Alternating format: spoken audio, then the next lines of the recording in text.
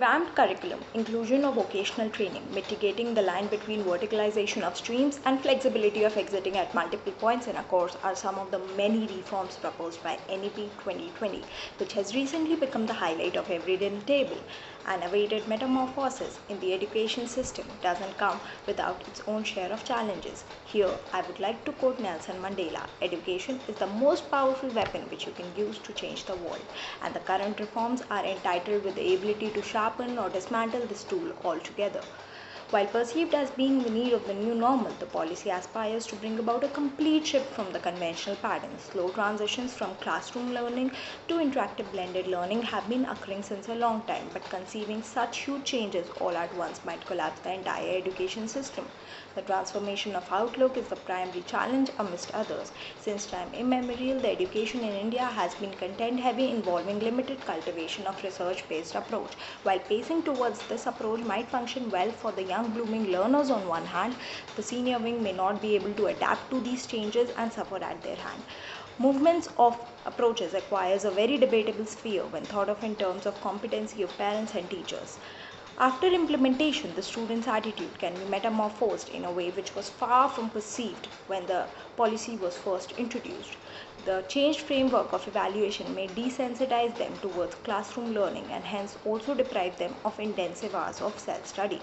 The escalated group projects and activities may direct their valuable time into unproductive gossiping. If this possibility is materialized, the students would lose the battle in being competent by the standards of both the approaches. Furthermore, the inevitable dependency on laptops and smartphones would not only increase the screen time but act in their capacity as an added burden on the expenditure of a common man. In later stages, added distress might prove to be the implication of entrance tests. In the already competitive era, the exam training institutes would earn a great fortune at the cost of reduced importance of board examination. The dissipating line of rigid differences between streams might dissipate the expanse of knowledge acquired in individual subjects. For example, the basic knowledge of mathematical concepts stand indispensable in understanding physics at later stages. Lastly, the multiple exit points designed in the course might escalate the number of college dropouts. Ergo, slow, measured, and uniform enforcement of reform stands integral in guaranteeing the desired change. Workshops and seminars for teachers, parents, and students would aid in curbing the differences from their ends respectively.